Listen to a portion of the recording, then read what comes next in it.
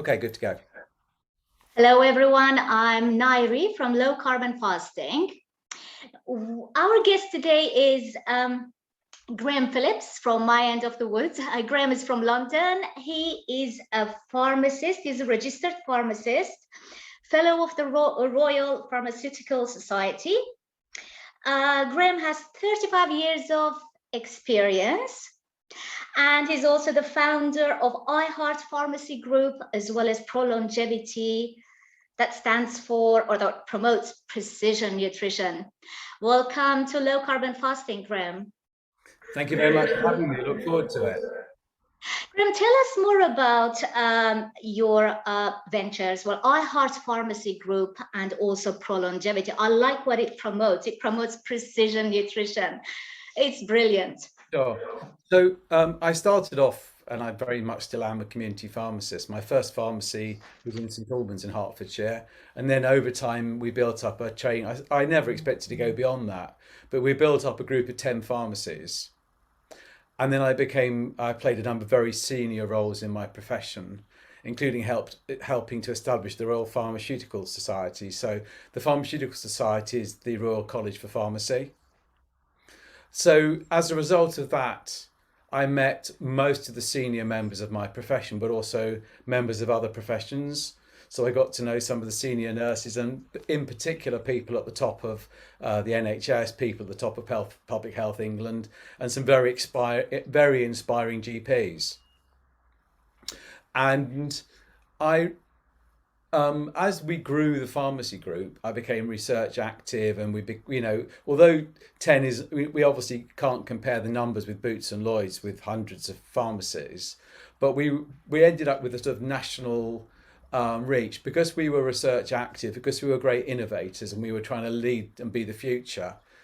We did lots of innovation, and I kind of built the model of my pharmacies on a high performing GP practice because I'd worked with lots of GPs, I'd been a prescribing advisor, I'd been involved in the various rearrangement of the deck chairs of the NHS and all the restructuring. Don't even go there. Um, and I realised that you could you could go to a GP practice with fantastic practice management, with 5 GPs, with let's say, a list of 10,000 patients, and brilliant practice management, a group of GPs working synergistically, GPs with special interests, really enjoying their practice and doing fantastic work for their patients. And you could go 5 miles down the road to a building with 5 GPs in it with no practice management. Actually, the GPs are all working in isolation, don't get very well on very well, don't like each other very much, and are providing indifferent services. And I realized that being in a group practice with modern communications isn't really about being physically located in the same building. Because if you have a co-location of professional ideas, then whether you're in the clinical room next door emailing each other, or whether you're in a pharmacy 5 miles away or 10 miles away, makes no real difference. So I kind of decided to recreate Manor Pharmacy Group as it was then when we had our 10 branches as a group practice of pharmacists, with me, as you like, I was like the senior partner, just as a senior partner would be in GPs. And we started to work together, work synergistically, identify and share back best practice, get research active, involve ourselves in the wider health economy. And as a result of that, and my broader experience, we developed this innovative practice, and we won every single pharmacy award, and most of them twice, which is fantastic. But I reached the point where I thought, do you know what? It feels like everyone's either taking a statin or an antidepressant. Many people are taking both. So we're medicating an entire society. That doesn't make sense to me. And all I could see was I'm spooning. You start off as a fresh-faced young professional thinking you're going to do the best for patients and clients, and we did do that. But we're spooning more and more people into more and more drugs into people. The people are not getting any healthier. The drugs bill's going up and up. Everyone's morale is going downwards. And I just thought something is wrong about our treatment paradigm. And I also had a parallel health journey. So I was a fat kid, and I was a fat kid when all the kids in class were slim. Two generations on, the kids now, the slim kid in the class is the odd one out, and the fat kid is the norm. Now, either something fundamental has happened, either we've all suddenly become pigs in two generations, and there's no evidence to support that, or something has fundamentally changed in our genomics to make us fat.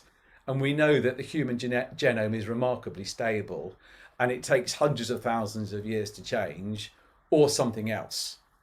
And I realized, because I went back and re-explored the science, that the something else has got to do with lifestyle.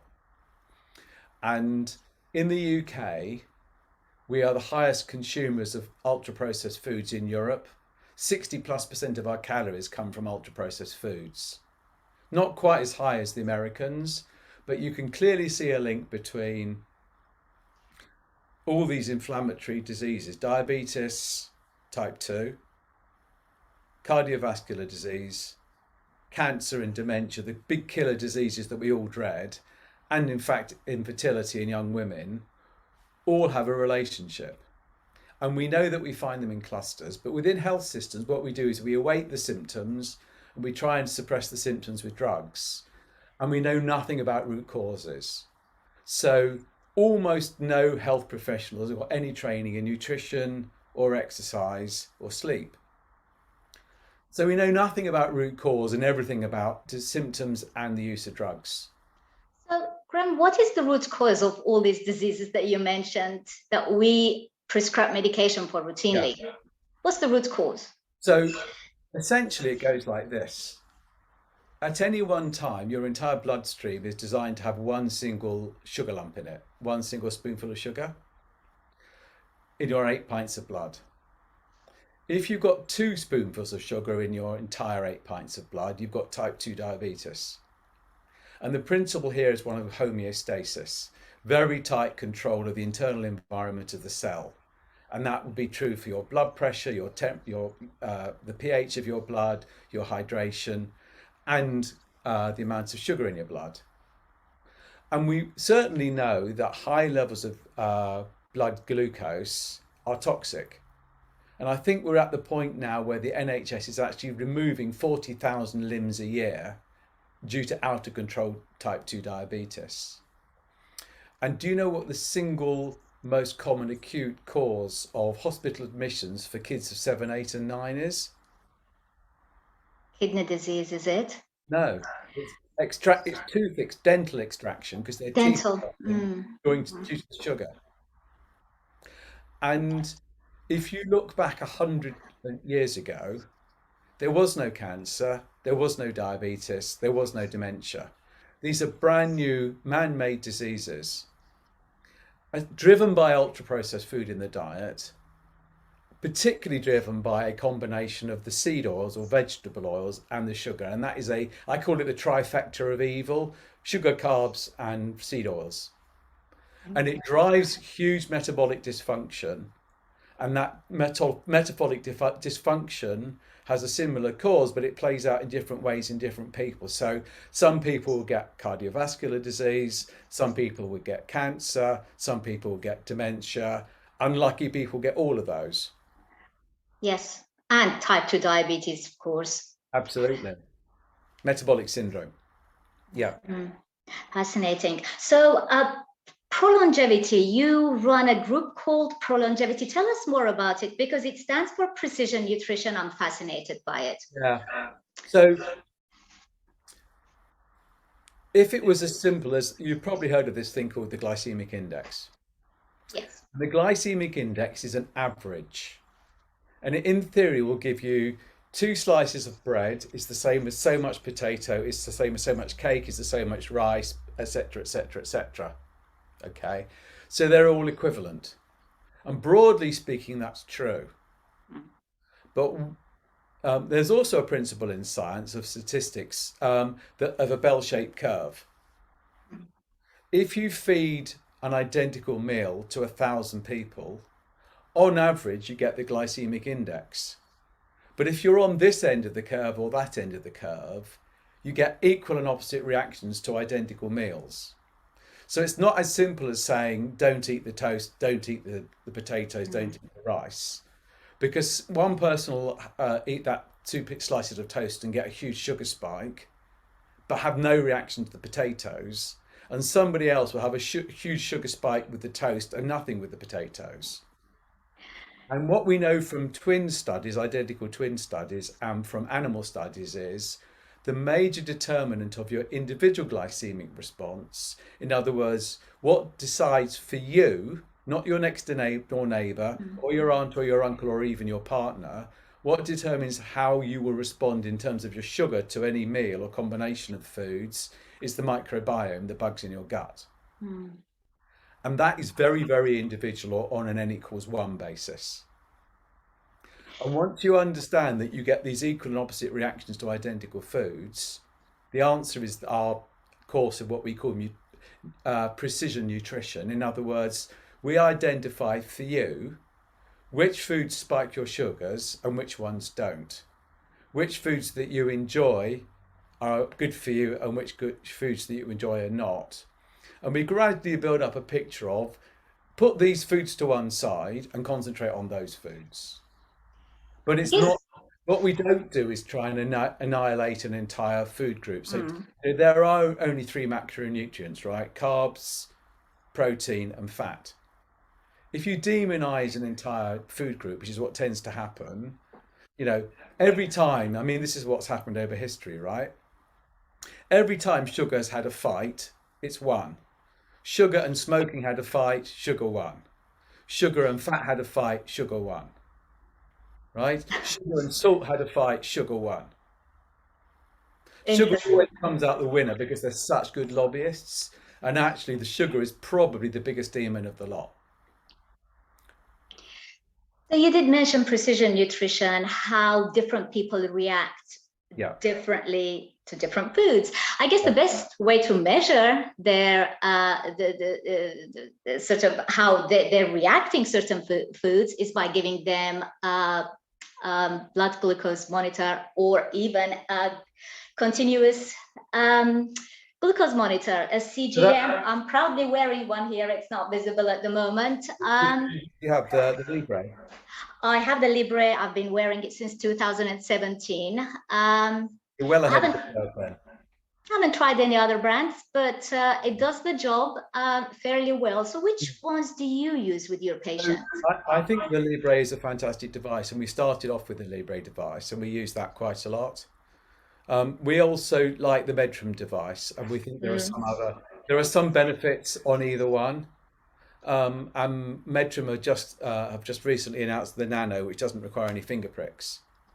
But it doesn't really matter. What we did was we repurposed this device. So as you well know, as a type 1 diabetic, these devices are seen in the context of type 1 diabetes. So maybe we should go into a discussion around the difference between type 1 and type 2, but I'll leave you to come back to that if you want to. In type 1 diabetes, of course, you have no insulin. So you have no ability to control your sugar. But you've still got glucagon production. So your liver is busy producing more sugar, but the insulin is not there to do the counter-regulatory activity. So it's absolutely a crucial importance to lower your carb content and then to balance your insulin. The same is true of type 2, except in type 2 diabetes, you end up secreting more and more and more and more insulin in a forlorn attempt by your body to control your sugars. Eventually your body becomes insulin resistant, your insulin doesn't work as well, and it's that hyperinsulinemia, it's that permanently raised insulin that drives all the processes. It drives the hypertension, the cardiovascular disease, the cancer, the dementia, and also polycystic ovarian syndrome. So once you understand for any one individual which foods spike their sugars because you're giving them a continual blood glucose monitor and you understand the science, you can start chipping away at the bad foods and accelerating the good foods. And it's got nothing to do with calories or cholesterol or eat less, move more. It's on a completely different paradigm.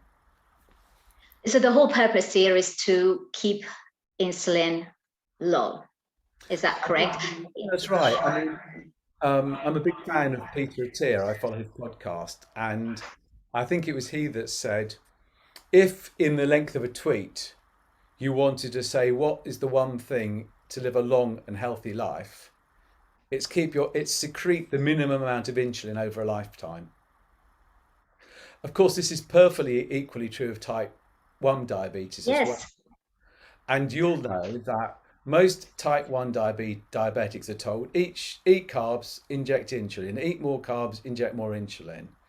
And most type 1s end up dosing way super physiological doses of insulin to control their sugars, end up with insulin resistance, and end up with type 2 diabetes on top of their type 1. Yeah.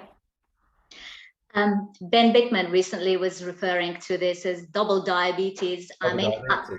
Yeah. It's something that scares me because I don't have any other cases of type 1 diabetes in my family, but my family history is rich with type 2 diabetes. So I'm predisposed probably to developing type 2 diabetes as well, if not careful. So my aim is to keep my insulin intake as low as possible and maintain normal blood sugars. And the only way I can do that is by lowering my carbs. There's no other way. I mean, I've tried everything recommended to me. There's no other way to keep insulin as low as possible. No, that's right. You've probably discovered with type 1 diabetes that not all carbs are the same and you get much worse spikes with one carb than another, I would guess. Correct. And even the same sort of carb, the same food at different times of the day, or whether I've had a good sleep the previous night, whether my cortisol levels are high or low, when there are so many variables. So good control of blood sugars is I recently tweeted that it is a full-time job, and I meant it. It can be a full-time job. In type 1, it certainly is. It's a tough disease, and I feel very strongly that because when people hear diabetes, they kind of only hear type 2. And I feel that type 1 diabetics have a much tougher time of it. They don't get the support that they should have. They're told all the wrong version of the science, and they don't get their share of voice. But what's interesting, so as you will know, type 1 diabetes is an autoimmune disease where the body starts to attack itself. Yes. And just as we're seeing massive growth in type 2 and all the other aspects of metabolic syndrome, cancer, dementia, Alzheimer's disease, and so on, although autoimmune disease at a much lower level, it's growing at a rapid pace, right? So why, after 2 million years of evolution, would our body start to attack itself? And why is that growing rapidly in a generation or two? And I think it's the same root cause, which is basically related to ultra-processed food in the diet.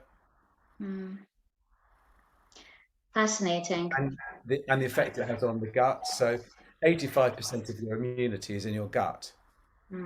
And the integrity of the gut lining is maintained by the microbiome, the bugs in your gut.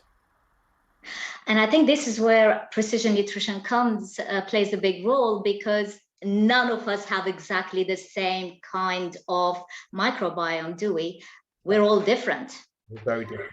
It's quite interesting. So genetically, we're all sixth cousins, according to Tim Spector, who knows these things. But even where you've got identical twins, right? So what we know about identical twins is that they have identical genetics, and they're brought up in the same house. So there's a debate about nature and nurture, but in a case of an identical twin, nature and nurture are the same. You might broadly assume that if one is type 1, the other one will be type 1, and that they would kind of die of the same thing on the same day. Actually, that's not true. I mean, this is where Tim Spector's twin studies are fascinating, because he's been able to show that what causes the difference, what generates these huge differences, and people who are identical genetic clones, again, it's the microbiome. So I believe that two things will revolutionize the practice of medicine in the next 10 years. One is the understanding of the role of insulin and that relationship between insulin, glucagon, and all the other hormones. And the other one is our growing understanding of the role of the microbiome. Basically, it's ignored till now because we didn't know about it. But medical science is changing. It's transitioning faster than perhaps 10 years ago. What was interesting was that going back to CGMs, I recently purchased one from my local pharmacy and put one on my mother for the first time. My mom is 77. Yep. She's not diabetic, pre-diabetic, yes, but she's not diabetic yet. And I put one on her, and it was fascinating to see, for her actually quite shocking to see which foods caused her to spike, caused her blood sugars to spike. It was interesting, and that's all she needed, just 15 days of CGM experience to learn about what foods to avoid. Now she won't eat bread. She just doesn't eat bread because bread causes her blood sugars to rise as fast as perhaps sugar would. No, that's right. What if you have a bit more time to look it into details? So I find that most of my clients relatively happy to give up potatoes and rice and flour, but a lot of them really struggle to give up bread. I mean, I Bread. love bread. Mm, What I've been able to do is, so where I've got a client who really loves bread, we will try 20 or 30 different breads with 5 or 6 fillings. mm. And you can often find a bread that doesn't spike or spikes only marginally. So there are little hacks and tricks that allow you to get away with it. Another thing that's quite interesting with bread, and this applies pretty much to all the white carbs, is if you freeze it and reheat it, it restructures the starch, and you then get a much higher amount of insoluble starch, and then you Fascinating. don't get the sugar spikes. I've heard something similar about rice. Same Um, with rice and potatoes. Yep. I haven't tried it though. It'll be Yeah. worth a I'd try. say to your mum, get the bread, chop it up, put it in the freezer, and then if you fancy a piece of bread, you can just toast it. And I'm not saying if you find the right bread, you'd be surprised how much that attenuates the sugar spikes. It's fascinating. So you do use CGMs with your patients to get good data. What? I think CGM is key, but I also think you've got to be really careful of obsessing about one metric. Hmm, So we look at sleep, and a lot of yes. our clients have the Aura ring. In fact, I've just ordered a new Aura ring for myself, or about this. This is the finger, the ring, the sizing ring for an Aura ring. So that's, I don't know if you're familiar with the Aura ring sleep device.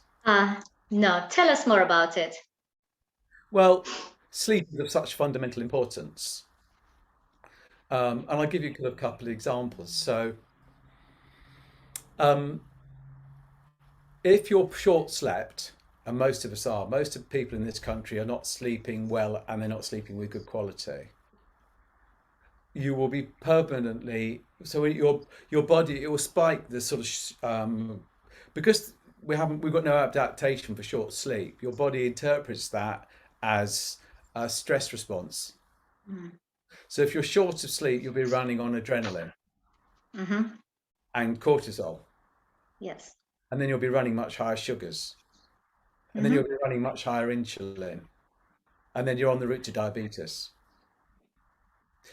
And it's a couple of quite interesting things. So not only do we sleep as an organism, not only do our individuals sleep individually, but the organelles within cells sleep. And when we're asleep, the microbiome regenerates in a completely different way. Insulin changes. I mean, they're really, really fundamental things.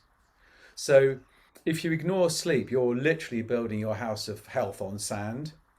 Mm-hmm. A couple of other interesting examples. In fact, I'll give you three. As you know, whales are mammals. Mm-hmm. If a whale fell asleep at the bottom of the sea, it would drown because they have to come up for air. So when whales sleep, they sleep with one side of the brain and then the other.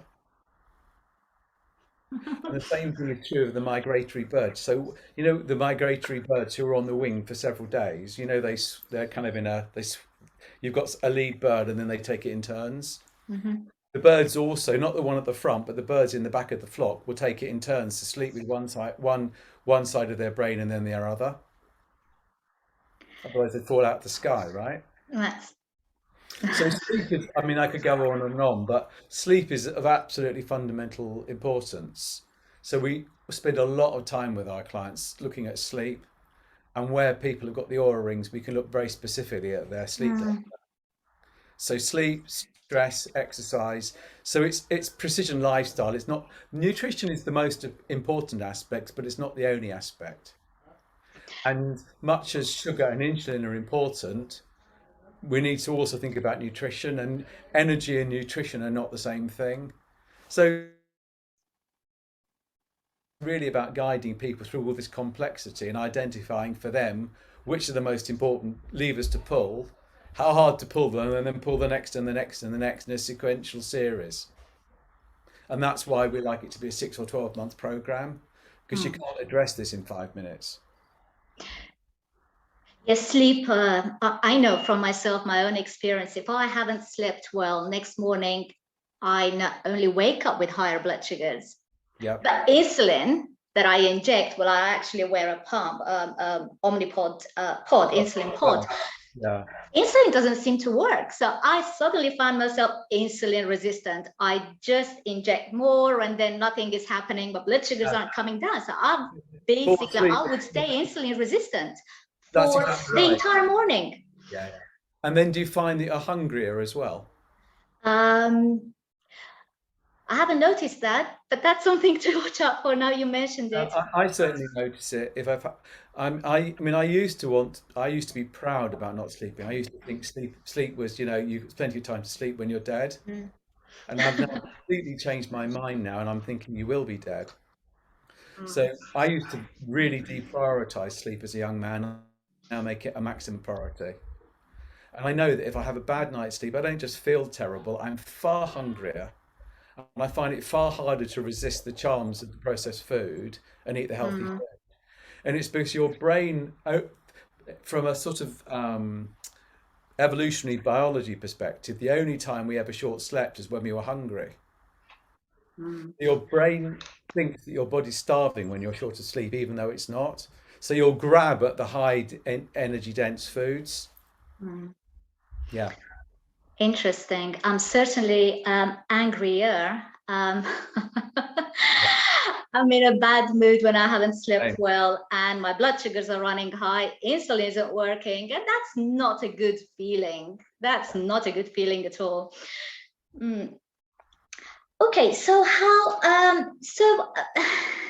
do you help your patients reverse their type 2 diabetes? Because now we know it's possible to either reverse or to put it into remission, whichever phrase you want to go Sure. for. Well, But how do you help them? sure. So I think there's a point of principle here. We have to be very, very careful. Um, in the majority of my pre-diabetic patients, I think remission is reversal is a possibility in the majority. In other words, they're not diabetic anymore. I think once you get to the point of type 2 diabetes, there's a fundamental break of your whole metabolism, and you can put it into remission, but you can't reverse it. In other words, once you're diabetic, you're probably always diabetic. But so long as you're really careful with your diet. So, really, in many ways, the correct diet for a type 2 diabetic is the same diet as it is for a type 1 diabetic. Because although in a type 1 diabetic, there's no insulin, in a type 2 diabetic, there is insulin, but your body's ignoring it. Mm, So you would kind of end up in the same place. So the answer is very much to take a stepwise, incremental, and data driven approach. So we will start off looking at their lifestyle, their diet, their sleep, their nutrition, but also we try and get very good data. So we'll look at blood pressure in a very forensic way. We'll look at their lipid profile, their cholesterol, and we particularly look at liver function tests. mm, And I've got pretty adept at reading all of those. So I can kind of see where they are as a baseline. And then we go stepwise. So what we don't do is try and make too many changes at once. We will pick what we think, with the agreement of the client, is the most important thing for them. And a lot of my clients will come to me worried about their blood pressure, and actually they're sleeping really badly. And I'll say, look, we should prioritize your sleep, because we prioritize sleep, you'll feel better, your insulin will come down, your sugar will come down, everything will come down, and your blood pressure will come down with it. And people don't know that. So it's about working with the client in the way that they want to achieve the outcomes that they want, but very much driven by the clinical picture, but also the data behind it. And it's bringing all that complexity together. And that's kind of where I feel we add the value. You did mention blood pressure, people with blood pressure. I guess a lot of type 2 diabetics also have higher blood pressure. Okay. Do you find them coming off their blood pressure medication when they adopt a low So, carbohydrate lifestyle? I said whenever sugar has a fight, sugar always wins. Mm-hmm. So when sugar had a fight with sodium, salt, right, sugar won. Yes. And we've spent the last 40 years blaming salt for what the insulin did as a result of the sugar. Mm-hmm. And we know, for example, that when people have when they have gastric bypass, so these people can be 300 pounds overweight. They have a gastric band or a gastric bypass.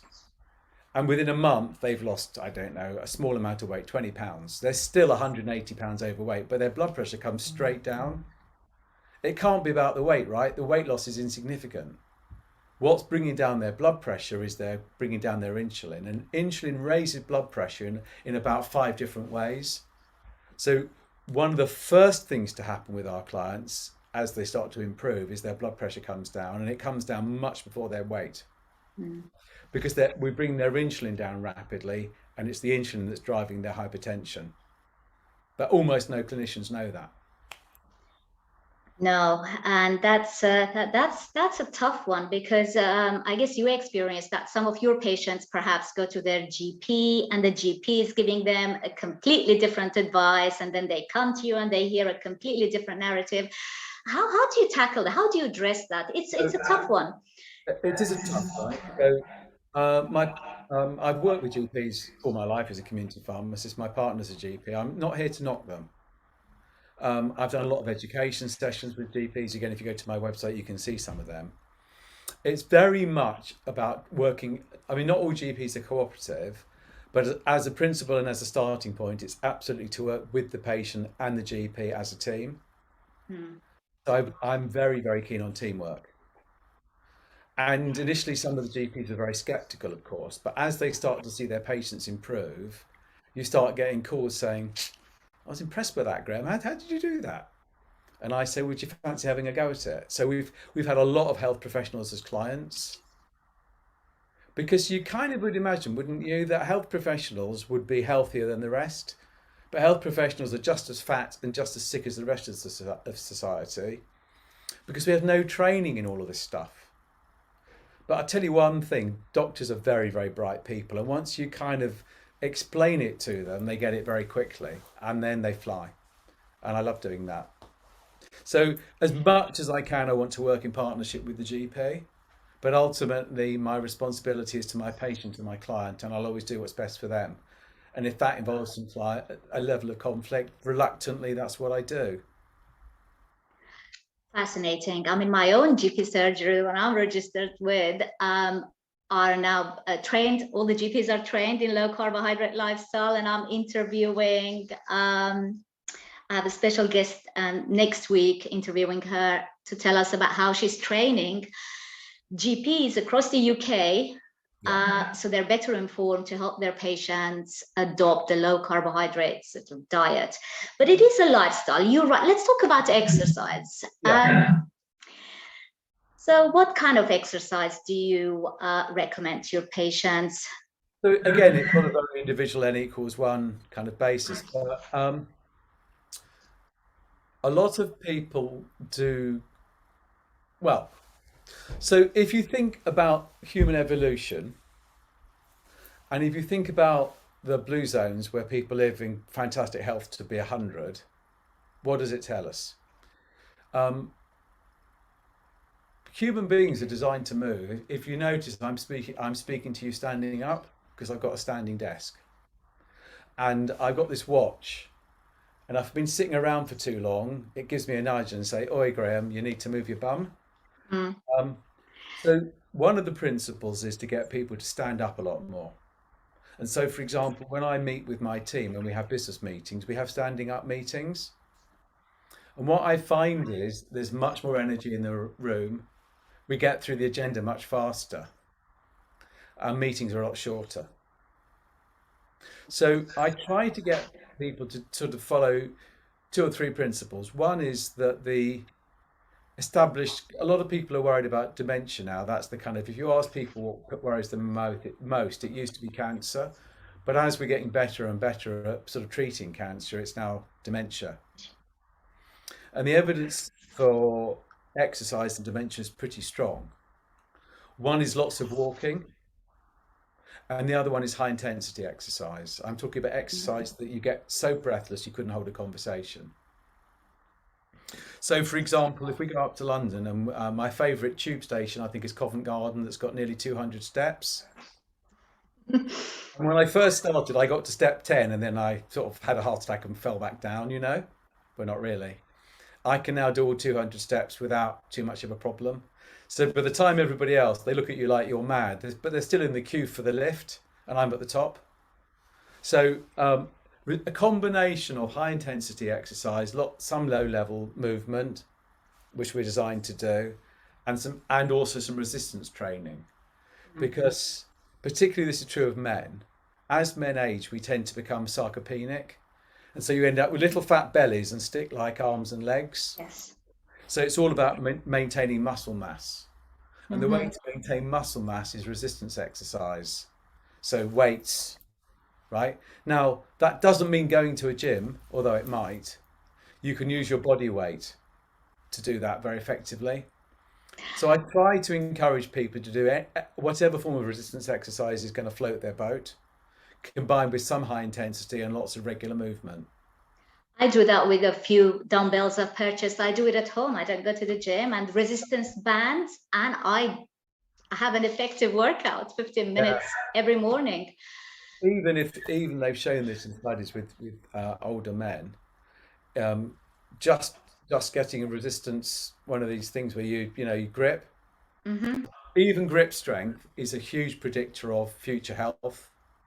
Right, And there right. are two or three other things that you can look at. One is your ability to actually sit down on the floor like that and get back up again without using your arms. Mm. That's a huge predictor. Another one is, can you stand with your eyes closed on one leg, and how long can you do that for? Uh-huh. And those kind of small things tell you a great deal about someone's health. And then there's this other one called VO2 max, which is your ability to maximal consumption of oxygen. So Hmm. two or three small things give you a lot of information, and they get people to focus on those. You did mention men with stick thin legs and bigger bellies, and yet Yeah. if you put these men, or there may be women as well, on a traditional scale and check their Yeah, BMI, they would their come up, mind's fine and they don't look fat. Sure. and it wouldn't alarm their GPs. I mean, most GPs wouldn't be alarmed. I think BMI, I've written a blog about it, that we think BMI, I'm not saying it's completely useless, but if you pick a rugby player, they'll have a massive BMI, Mm. right? The point is that you've got, to me, I use height to weight ratio, waist to height ratio is what I use. So your waist should be less than half your height. And that will, for those stick-like men, it won't be. Mm. So, Mhm. and also, as I say to clients, I had a client come on the other day and she said, I've lost 40 inches. What I get my clients to do is to measure around the neck, round the bust, round the belly, and the top of each thigh. Uh-huh. And she hadn't lost that much weight, but she lost 40 inches in total. That's And often brilliant. shape changes much more rapidly than weight. If your stomach's getting smaller, then you're doing it right, kind of irrespective of what anything else shows. So muscle, you did mention muscle strengthening exercises. So it is important, it is healthy to strengthen our muscles. Um, how do muscles or stronger muscles protect our bones? So what's the relation? Because we know that the best way to avoid, breakages as we age is to have stronger muscles. Tell Well, us more about it. the muscles themselves aren't protecting the bones, but the effect of the exercise, particularly weight-bearing exercise and percussive exercise, does. Sitting around for a long time, particularly if you sit around for a long time and you've got heartburn and you're taking proton pump inhibitors all the time, is a great way to, damage your bones. So, and also you've got to think about nutritional status. So, I've got a lot of, the NHS guidance for vitamin D, for example, is a tiny irrelevant dose. And I get people, my typical dose will be 10 times higher than the NHS guidelines. But I always say take it with K2, because one of the things that vitamin D does is it recruits calcium. You want to recruit the calcium into your bones, but not your arteries. Mm-hmm. Mm-hmm. A lot of people don't know that. So we always dose K2 with vitamin D. Right. And how much of it would you mind sharing that with us? So how much? Again, it's very much dependent. So we try, in an ideal world, we'd measure vitamin D and then dose based on the measurement. But generally speaking, 3 to 4 thousand units a day. Yeah. For most people. Mm-hmm. But that, I've got people who are having 10,000 units a day and they're still on the low level. The other point is this about vitamin D. Much as I believe in, the science is fairly good science around vitamin D. It doesn't replace sunlight. No. So the whole kind of health infrastructure, which is abstracting the entire health into one thing, doesn't work. So yes, you can get some vitamin D, and yes, we should all supplement, particularly in the UK where you just can't get the right amount of the right rays. Don't think that replaces sunlight, because it doesn't. Get decent sun exposure. That's why we need our annual holidays in sunny places.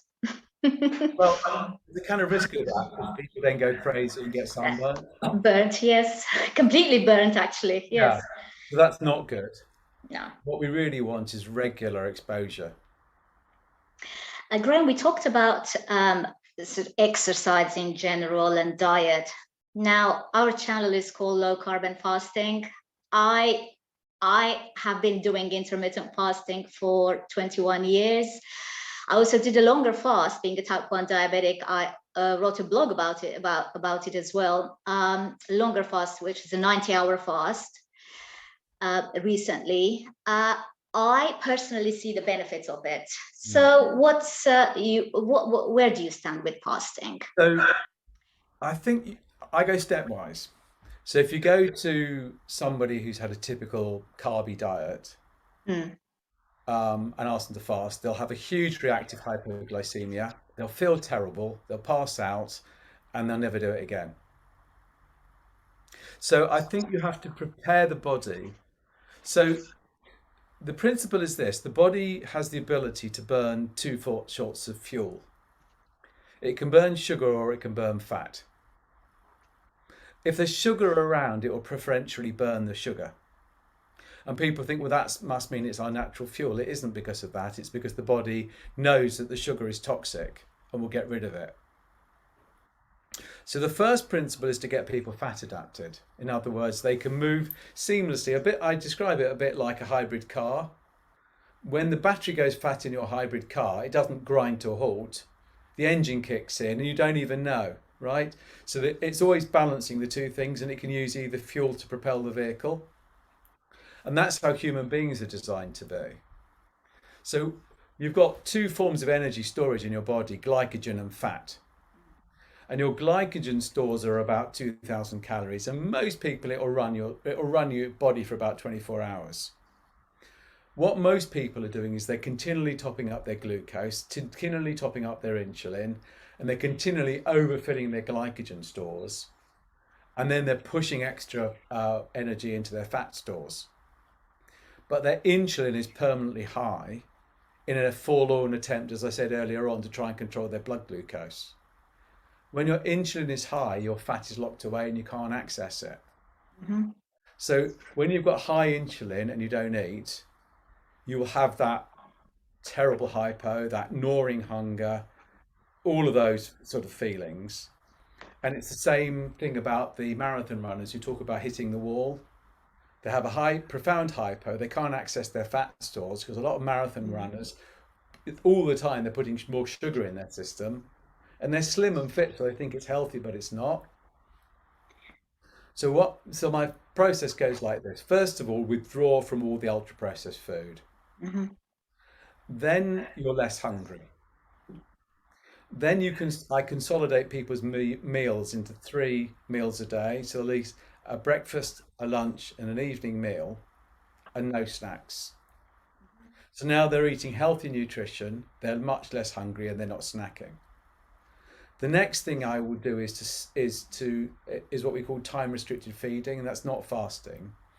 So we'll basically say eat your 3 meals over a 12-hour period with gaps, and then have a 12-hour period with not eating. And that in itself brings down insulin, improves everything. Then they'll start to say, my weight's coming down, I'm feeling better, I'm feeling more energetic, I'm sleeping better, everything's improving. Where do I go next? And I'll say, are you equally hungry for every meal? And they'll say, I mean, in my case, for example, I've never been hungry for breakfast.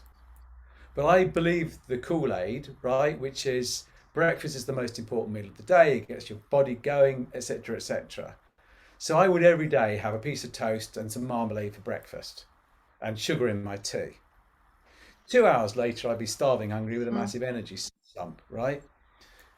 I'm just not hungry. I mean, I call that whole process the tyranny of food. And I Mm. feel like I've escaped from the tyranny of food. So I'm simply not hungry anymore. I eat when I want to eat, and I don't eat when I don't want to eat because I'm fat adapted. So when there's no sugar coming in, because my glycogen stores are not being crammed with sugar all the time, my body simply says, we'll burn some of that fat that Graham's accumulated over the last 62 years. Mhm. So the process then is start to skip the meals that you're not hungry for. So now you're eating 3 meals today, 2 meals the next, and mix it up. Then I get people maybe eating 1 meal a day every so often. So now on maybe 1 day a week or 2 days a week, you're eating 1 meal. Another day of the week, you're eating two, and some days you're eating three. So we're mixing it up all the time. Keep the body getting.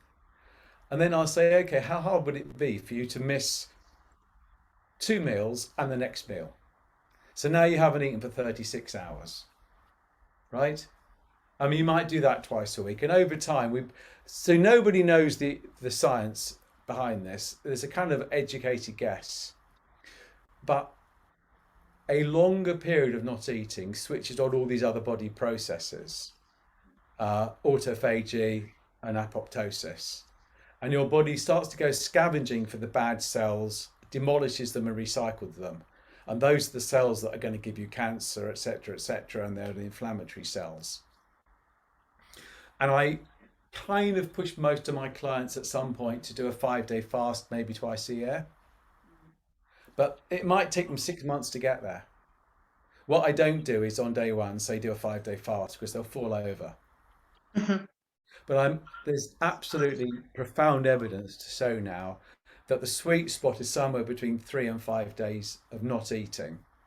Mm. Plenty of fluids, plenty of hydration, plenty of salt, and most people find day two quite hard. By day three, it gets quite easy. And I hate this term detox, but it's kind of the term you might think of actually in this circumstances. It is a detox. Your microbiome changes, your insulin levels drop, it gives your liver a rest, and the body now starts to turn in and look around. What's hanging around that we can recycle? Because there's no Mm. energy coming in. What can we recycle that's hanging around that was otherwise going to be unhealthy?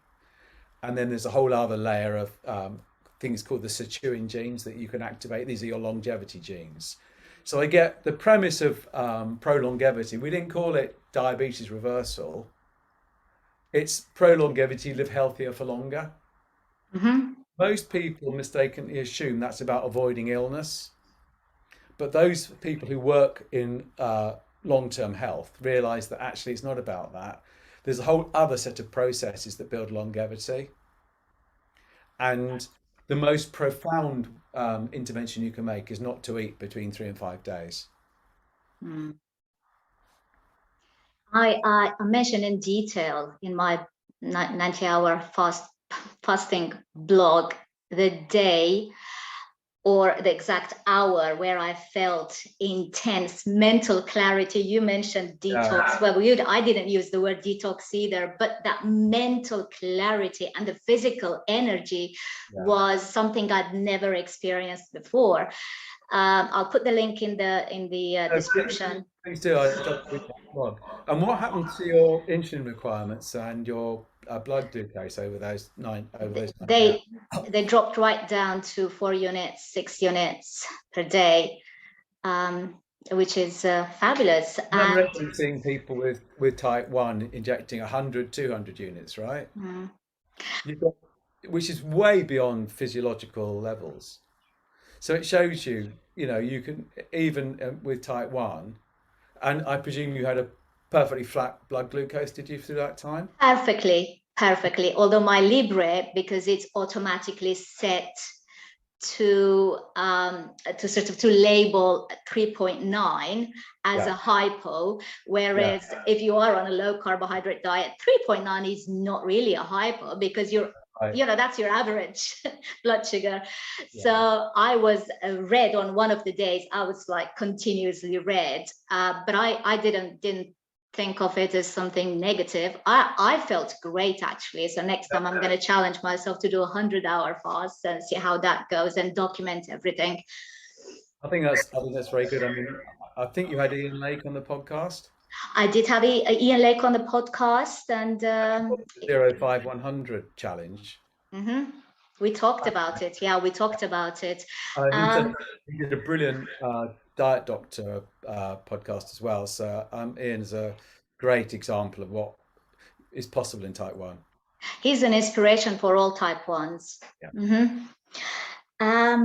We're going to wrap this up pretty shortly. So tell our audience, Graham, how they can reach you. You are pretty vocal on social media. I follow you on Twitter. I love Twitter. I love Twitter for 2 or 3 reasons. One is I love the discipline of trying to condemn the whole world into sort of 140 characters or whatever it is now. I love the immediacy of it, and I just think it's a brilliant way to communicate. My Twitter handle is @Graham S. Phillips, GRAHAM for Graham, S, my middle name, Phillips with 2 L's. And for pro longevity, it's @longevity_pro.